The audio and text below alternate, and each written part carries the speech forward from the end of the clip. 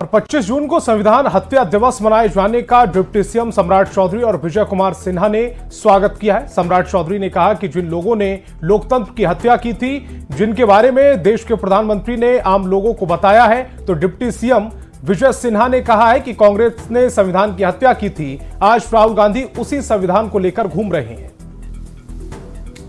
तो देश के यशस्वी प्रधानमंत्री जी ने देश को बताया है कि इस देश में लोकतंत्र की हत्या करने वाले लोग 25 जून को इस देश में इमरजेंसी लगाने का काम किया। इसलिए इस लोकतंत्र को बचाने के लिए लोकतंत्र की हत्या करने वाले से सावधान रहने के लिए इस देश में एक व्यवस्था खड़ा किया गया।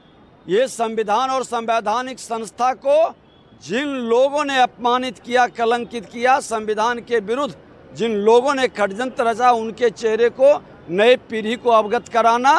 जो संविधान लेकर पूरे देश में घूम रहे थे, चुनाव में चोर मचाए शोर वाली हाल में, वो संविधान और संवैधानिक संस्था का अपमान करने वाले लोगों को, नए जनरेशन को आभास कराना और सब संविधान विरोधियों को आभास कराना कि संविधान का तुम हत्या करोगे, उसका अपमान करोगे, तो माँ भारती का संतान संविधान की रक्षा के लिए तुम्हारे विरुद्ध हमेशा खड़ा रहेगा और लोगों को बताएगा भी।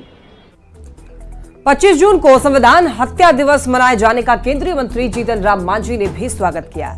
मांझी ने आपातकाल को जनतंत्र और जमहूरियत की हत्या बताई। वहीं विशेष राज्य के दर्जे पर मांझी ने कहा है कि नीति आयोग ने फैसला कर रखा है कि विशेष राज्य का दर्जा नहीं दिया जाएगा। ऐसे में विशेष राज्य के दर्जे की मांग उचित नहीं लगता है। बिहार को हर तरह की मदद की जरूरत है, जिसे पीएम मोदी देख रहे हैं।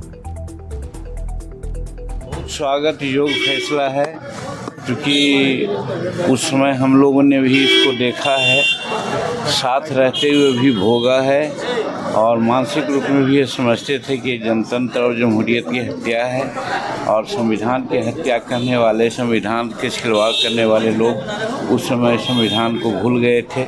देखिए, विशेष राज्य का जहाँ तक सवाल है, जब नीति आयोग ने फैसला कर रखा है कि हम विशेष राज्य की दर्जा किसी को नहीं देंगे, तो वैसी परिस्थिति में विशेष राज्य की बात जो हम लोग करते हैं वो मेरे समझ से उचित नहीं लगता है। हाँ, रही बात कि बिहार गरीब है, बिहार में हर तरह से सहायता की आवश्यकता है और इस रूप में प्रधानमंत्री नरेंद्र मोदी जी कटिबद्ध हैं।